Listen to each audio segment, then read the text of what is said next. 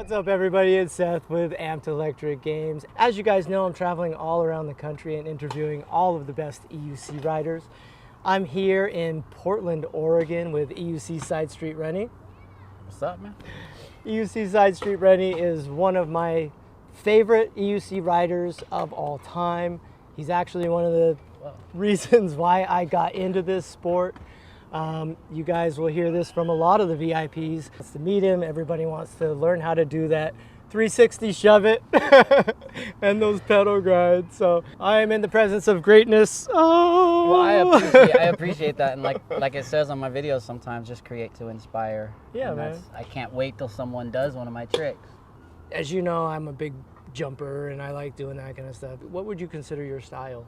I call it EUC Street because I'm a skater and I'm a street skater. And when I was a sponsored skater, that's what I did, was street skate. And back then it was jump ramps and mini ramps and rails and stuff. We weren't as good as kids are now. You know what I mean? Yeah. I remember in the days of skateboarding, the boards were a lot flatter. When we were kids. You were out here doing these, I call them like jib tricks or street style tricks, where you're That's pretty much it. kind of a Rodney Mullen kind of a style guy, where you just kind of flip. If I could hear that name before I die, then you know what I'm saying? Well, I'll tell you, you were described as the Rodney Mullen of EUCs by multiple different people. That's in like there. So that's like the kind of I can go to sleep now kind of shit, you know what I mean? I really appreciate that so much. yeah, I think that for a lot of your stuff, you were really ahead of your time, and I think that now guys are starting to catch up, and now EUCs are starting to get more popular, and they're discovering guys like you. So, you know, it's funny too, because I'll see guys on Instagram be like, I just pulled off the first pedal guy, and I'm like, wait a second, do you know who SideStreetReny is? I can't believe that you don't have 10,000 followers, you know what I mean? on your page. And speaking of your page, you have a bunch of music too. You want to describe your music a little bit for folks? My music is basically, I used to call it urban blues. It's like hip hop mixed with Delta blues and dancehall reggae. Okay. So when I was a kid, y'all watching out me, I come down for this. That's what I was when I was a little kid. And then I got signed as a rap artist, and I did hip hop for a long time. And that all ended up falling into this place where I started shunning everything and playing Delta blues. You know what I mean? And I don't know how healthy that is all the time. I didn't know you were a hip hop artist. I did a recording with Vanessa Williams and Brian McKnight. Okay, nice. Showing my age. Nice. Forget about that. But so yeah, mid-90s time? Yeah, mid-90s. Mid-90s time frame? Mid-90s. Nice. And it evolved into hip hop, dancehall reggae, Delta blues. Yeah. So the three things that shaped my life ended up in one pile. And that's kind of what I feel like I am here on the unicycle, is everything's just kind of coming together. I was a surfer, snow skater, and all these things, I just mushed them together, I guess. I want to make them all do the other thing. So I want my skateboard to do a pedal grind. It's really interesting, this trip, because I feel like I'm meeting folks, I'm riding their terrain, I'm discovering all the different styles that everybody has. I mean, the slight differences that you don't see on video. It's crazy. Right? It's really wild how everybody has a different style, and part of that uniqueness in style is that everybody kind of had to invent it. Where I live, I was the only one riding EUCs for a long time. You were the only one riding EUCs. 6 years. For a while. So you draw your inspiration from skateboarding and surfing and skateboarding, surfing, and snow skating, which was a skateboard with a ski underneath. Okay. So I think I remember seeing those. Those were cool. Yeah, that was I was so stuck on that for a minute. What do you think about going out to Bentonville? You ever been to Arkansas before? Never been to Arkansas, but you were gonna go to Arkansas? I play roots blues, yo. So I have some heroes from Arkansas. Okay, yeah, nice. But yeah, farthest I've gone down from New York is North Carolina. I have a friend in North Kakalaki or whatever. As far as the events, I know that we're going to have a street style course. I'm hoping that you can help me set that up out at the Amped Electric Games. Of course. We'll get some ledges out there, maybe some grindage areas. Well, you guys are going to have jumps, right? Yeah. So let me tell you a little bit about how it's set up, because this is one of the things I've been working on, is the map. And we have a giant oval, and that's going to kind of be the center of attention, so to speak. And then inside the oval, we'll have 3 separate tracks. We'll have a green, a blue, and a black. And then we'll have the bus jump, which will be at the end of the black line. And then what we were thinking about doing is using that track for multi-purpose, meaning that we could do some artistic type dance. Well, that's live and stuff, right? In front of that track there. Yeah. We can also set up some grinds and Chapeau, some my boy ledges. Chapeau. Chapeau's going to be there. I'm super excited to have Doesn't him chapeau there. mean hat? Chapeau it does. It does. It means hubcap. I was told. Actually, thank you, Kelly Chameleon and Mike Leahy, for doing some research. I'm not sure how accurate they are, but they said that it's a play on words in French and to mean hubcap. So it's pretty interesting. I've seen you ride the King Song 14D and also the V5F. What would you say is your favorite wheel for trick riding? The V5F is the favorite for spin tricks, technical floor stuff, but it'll break. You know what I mean? I have to go inside of it and disconnect things. I reinforce the case. I cut the case. I do a lot to make that thing do what I do. Yeah. And the King Song 14D, take it out of the box, charge it, go. Okay. So 14. No mods on that thing at all. Okay. At all. And it's very strong. Unfortunately, they did change the rim formula, so they bend. Okay. Do you recommend that people ride with a pretty high tire pressure in order to kind of counteract that? That's such a really hard one. It's such a hard one because a lot of technical tricks need it's like a lot of technical tricks are like trials bike riding. Okay. Right? On a slightly flatter tire. So you're bouncing. So you can get up on something and not. So it's slightly low tire pressure and then a rim that can handle it. Okay. The V5F has an unbreakable rim. So if you could put a V5F rim on a 14D, you'd be good. Oh God, you'd be set. Okay. But you have this crumbly light thing. Oh, and then it weighs 25 pounds. The King Song weighs 30 pounds. You're looking at like what, 80, 90 pounds? That what you're trucking around on, right? Right. So yeah, the lighter it is, the easier tech stuff is, but the 14D is the best all-around unicycle for everything. You can do a 360 shove it on it. You can jump off anything, do grinds on it. You can even send it. You know what I mean? Yeah. It has a 800 watt motor, which is pretty decent for a little 14. You know what I mean? 420 watt hour Battery, which is respectable. Yeah, it's enough to get to your favorite skate park, ride and come home. Right. Whereas my V5F, a lot of times I'm going home at 1 mile an hour, like, oh, it's gonna die. The reason I bought my 14D was watching your tricks.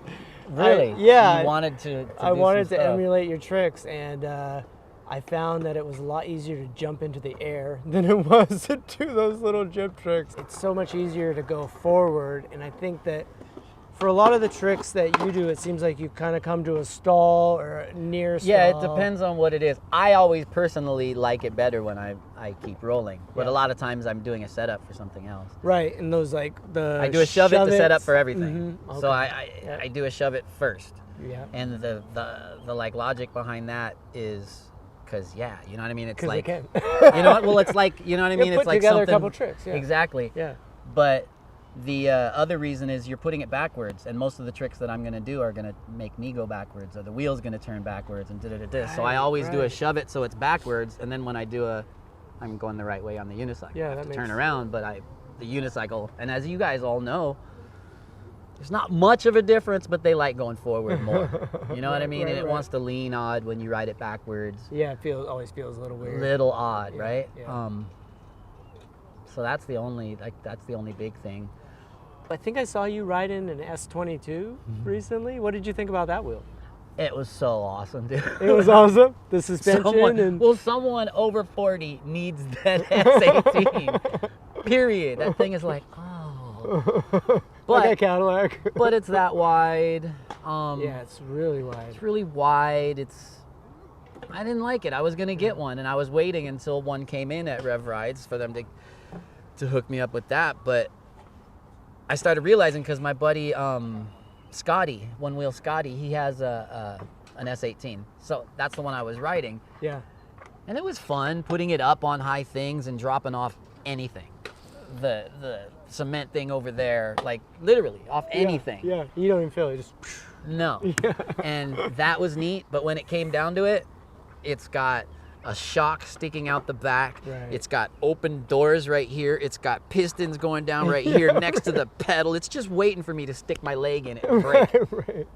It's not the type of thing that you'd be doing a lot of trick riding on. No, and that's but your the jam, but the 18XL, which is what I'm getting instead of the S18. And that's basically a big 14D.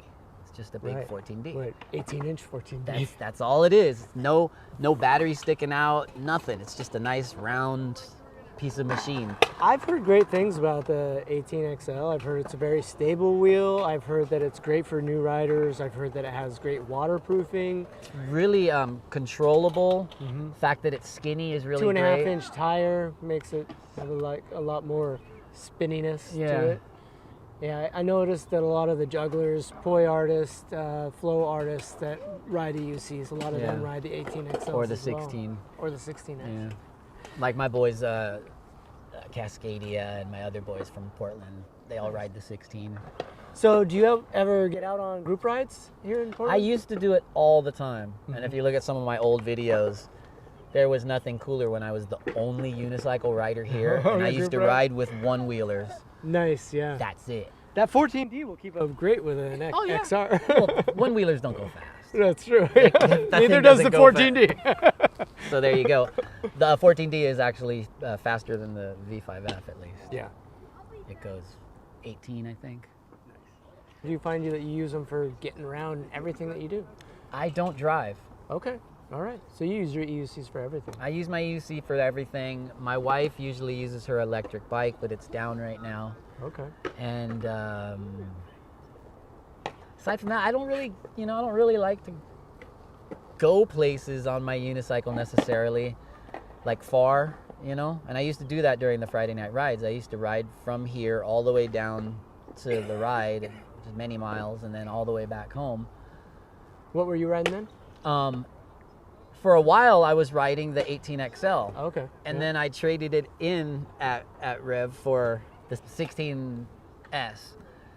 Because I was like, I can't stand this big thing. Give me a littler one. And the second I got it and then rode it for a month, I was like, man, I should have kept the other one. Yeah. So. These guys are killing it on this. Are you kidding me? So is this one of your favorite spots then? Oh, this is my local park. Oh, that was sick. I have another skate park by my house, about the same distance. Okay. But I like this one because the skaters are nicer here. Oh, really? So do you find that you get a lot of angst from skaters? Oh, no, I get props from skaters usually. Nice. All it takes is for you to do a skate trick. Right. All it takes is you do a 360 shove it, and they're like, hold on a second here, bro. And then they're like, cool. I was talking to Mike, and Mike rides places like Burnside, and he said that's really, really sketchy because they will beat up a BMXer. Yeah, it's not a place that you should go. Because you gotta roll up and just bust the fat air, and then everybody's like, "All right, that guy's okay. He can stick around." I think the best thing you could ever do if you stay away from Burnside. For real though, like bikers get in trouble for going there. Yeah. It's a very skateboard. It came up from nothing. It was built from nothing. We're proud of it in Portland, I guess, So did you ever ride there? No.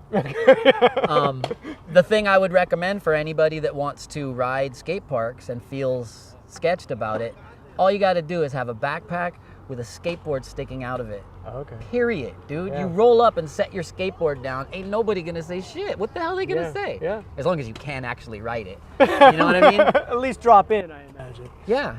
I mean, you literally can drop in, do a rock and roll, or something, rock and roll, and then just put it away and grab your unicycle. I've never really had many problems at all with skaters. No. I know that one thing that's big with me and has always been is just park etiquette. I saw Chapeau recently do a move where he was riding on two wheels, let one go, go around and pick it up again. And that's another thing I've seen the Chinese riders do as well. Yeah. So you guys have drawn a lot of inspiration, it seems, from of course. the Chinese acrobats. Because when I was in contact with China constantly about stuff, and in that day it was still so new that I actually talked to people at King Song, you know what I mean? It was like always interested in what they were doing over there because, they were on the cutting edge. They were on the cutting edge. And like I said, when I got my first Freeman, you know, I would watch the company, you know what I mean? And they put out their first little video, and a kid's going down. The stairs are like, you know, not gnarly stairs, but the kid's going down them backwards. Da, da, da, da, da, da, da, da.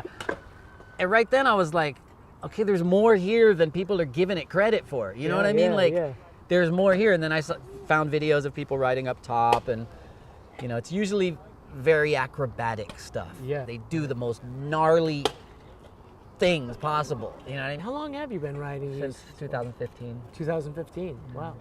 And when you began riding, who are there certain riders that you drew inspiration from? Just Hirsute and this cat named Jonathan from England who quit literally from one day to the next. He was like, his baby got born, He was boom. done. Never saw another video again. Boom.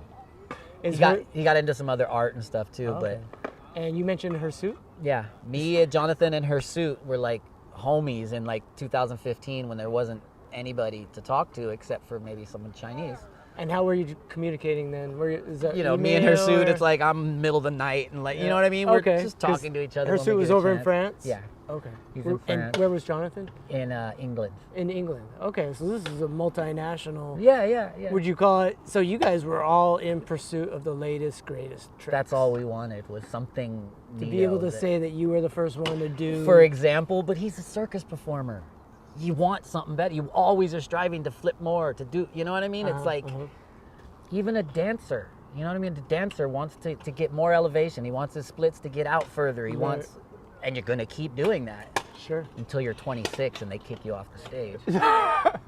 So what was the trick that you guys were all pursuing at that time? That first one was the 360 shove it. 360 shove it? 360 shove it. We were all like, it's possible. And if you look, there's a video of him. He used to put out videos of him on the stage, and he'd do super duper clown stuff, and he'd sit on the pedal and like do stuff, and he can do a handstand and all this stuff. He used to do all of those tricks on a little stage, and then the videos would be him trying different stuff, but in between, I mean, we don't even do that now. In between, he's chapeau, right? When he's hitting it, he's me, right? When he's hitting a wall and some other shit, he's you. Like, he literally was like, he didn't like to jump very much because he's a very sensitive guy, you know what I mean? Yeah. But he could do, literally, it was, so all I had to do is push him a little bit, and we're like, we should do this. And he'd be, look, and he'd try it and maybe fall or land it, and we'd try. And so we landed it. That is awesome.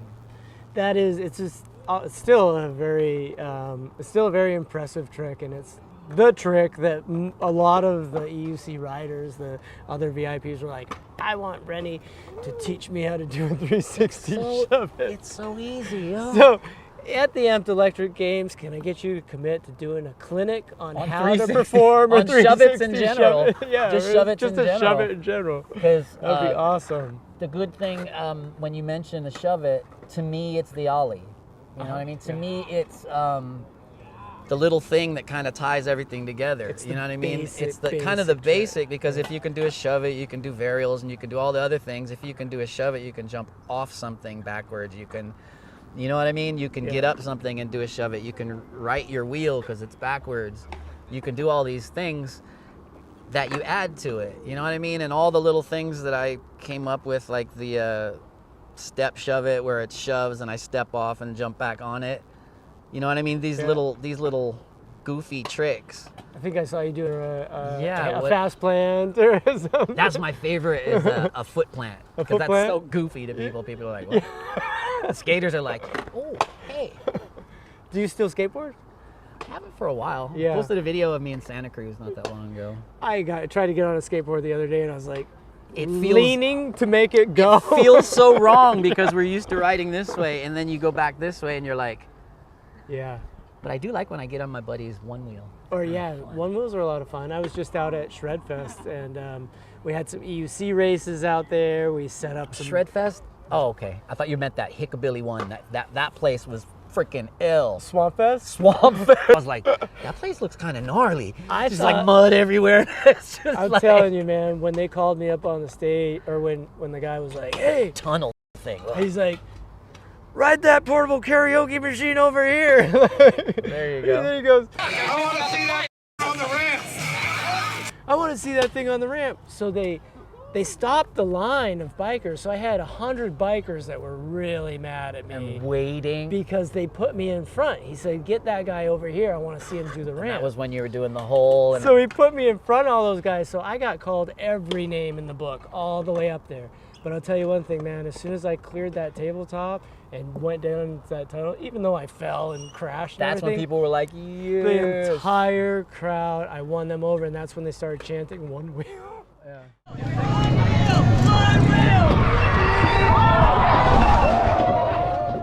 I wasn't going to stop them. I wasn't going to stop. No, bro, that's a whole wrong device. But yeah, that was a lot of fun. And I'm really looking forward to going to Bentonville. So here's my thing is I'm trying to take EUC and blend it into all these other events. Yeah. I went to Float Life Fest, which is a one-wheel event. I went to... There's one coming up here too. Swamp Fest, Shred Fest. Anywhere that they're riding, and coming up is Bentonville Bike Fest and Bentonville Bike Fest. That too, and we got here on the 16th is Float Fest. We got this whole the Northwest Electric Festival, and it's gonna yeah. be so fun. And we got a lot of one-wheelers up here. Yeah, that's awesome. A lot of one-wheelers. So it's gonna be cool, and they're gonna have an EUC contest too for us. Nice. It should be fun. And yeah, they had one at Shredfest. So Rennie, you've been in this industry for a while, and you've kind of seen it. It seems like it's been crawling, and maybe we're starting to take some little baby steps. Where do you think we are in the progression of the industry as far as EUCs go? Well, like if you compare it like I do everything to skateboarding, you know what I mean? Skateboarding is beyond mainstream now. It's just normal. It's like, you know what I mean? And kids do tricks that you're like, dude, like seriously, just stop, all right? Where's Come the on CGI? now. You guys, seriously, you're like, bro. But it's like that same thing. I come from an era when we had skate parks. I rode, and then they tore them all down. Yeah. They got rid of every single one of them. We weren't allowed to do anything anymore. We couldn't ollie up onto a curb. We couldn't do anything. Yeah. We literally got arrested for doing skateboard tricks and stuff. Yeah.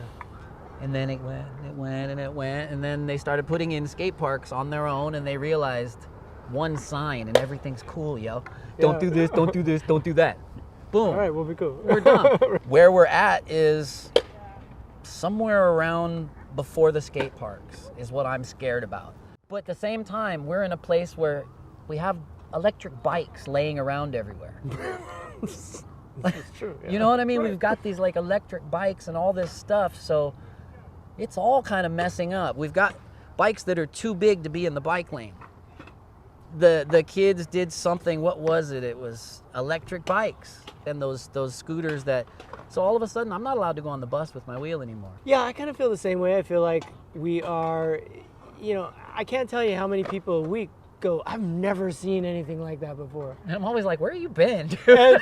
And I imagine that for skateboarding, that happened in like the late 70s, maybe, you know, somewhere around the late 70s, early 80s, like, you know. Holy cow, you took a 2x4 and put two roller skates. You had mentioned something about possibly playing for us at the Amped Electric Games. Are you still interested in doing that? Yeah. All right, cool. And it's cool. I'll just bring my guitars and Belle plays drums, so. Oh, nice. Okay. So we don't really need to bring the whole. I actually might be able to get my bass player to come. I know that we've got a couple other people in the community that wanted to play too, so I'm excited. Maybe we can get somebody to do some stand-up comedy. I don't know. Maybe we'll just have a talent show. Do you follow a lot learning these tricks and practicing? Yeah. Yeah? Okay. Yeah. Sprained, dislocated thumbs, 2 stretched and pulled ankles, broken toes, bruised rib, my face. But yeah, I fall like a skater, and that's what you do. Skaters don't wear pads because they're not gonna fall, and if they fall, that's like how skaters do, and that's what I kind of try and bring to my EUC riding is, try it. It might hurt like a mother. You might fall a whole bunch of times, but I bet you could get it. Probably the best thing that happened to me for my EUC career was skateboarding as a kid and learning the mechanics of falling or just dissipating the energy. I never rode with pads. I never rode with helmets when I was growing up. I fell all the time. I had bruises. But again, I broke my ankle down in LA when I was supposed to go to the contest. And I did it in this jump thing where I'm doing an over, the wheel goes under, and I jump over the... hippie hop. Basically a hippie jump, yeah, hippie jump, but on a unicycle. Okay. So I did that and twisted my ankle and friggin' stretched and broke the ligaments or whatever the hell happened. Yeah. That was a year. After I fell and was literally out of commission, I got back up, and before I could feel the pain, I made it. So you see the video where I landed after I almost died and I'm out of commission for months. Yeah. You know what I mean? But I'm gonna do this before I friggin' leave. That's kind of skateboarding too. Yeah. That's how you guys are with the sends. You don't land it, you're gonna be like, oh hell no, wait a minute. How steep is this? Okay.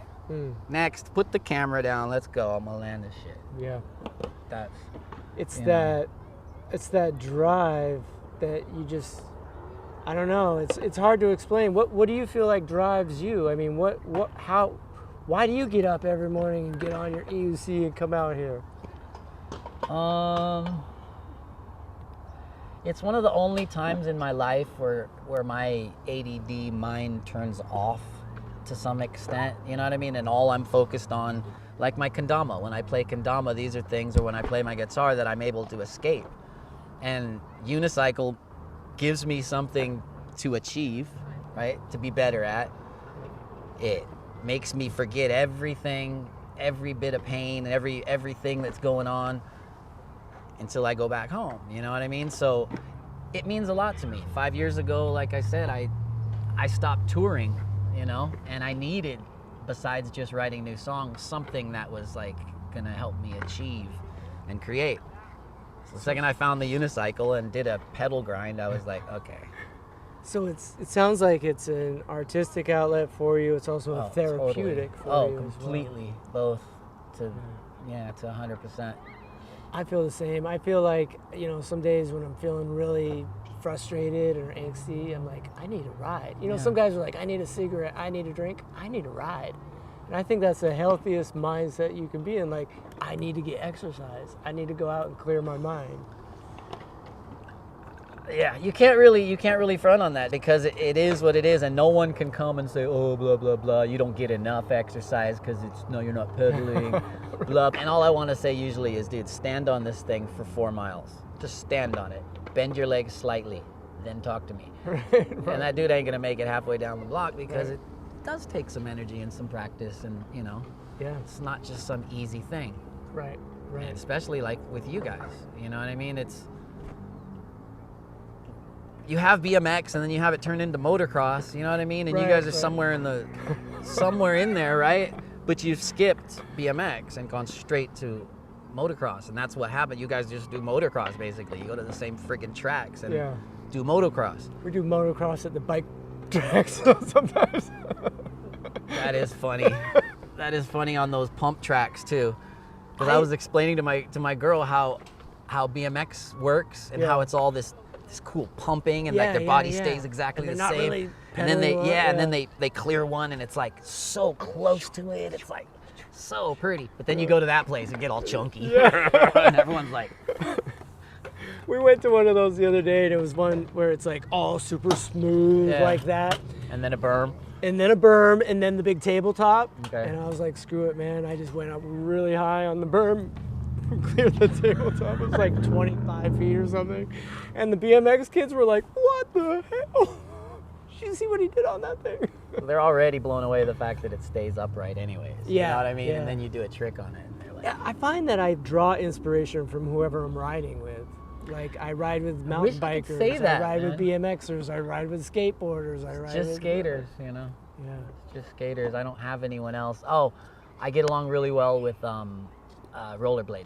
Yeah. Because we're outsiders. Those guys are getting inverted. They're doing all kinds of stuff. It's crazy. What do you think of those big EUCs? Have you ridden like the Monster Pro? I've ridden an RS, and I've ridden the S18. EXN? I rode that S20, that new thing. Yeah. But I got to ride it for literally 2 seconds. I rode it around my parking lot, did a trick. You did a trick. And then Nate was like, I gotta go.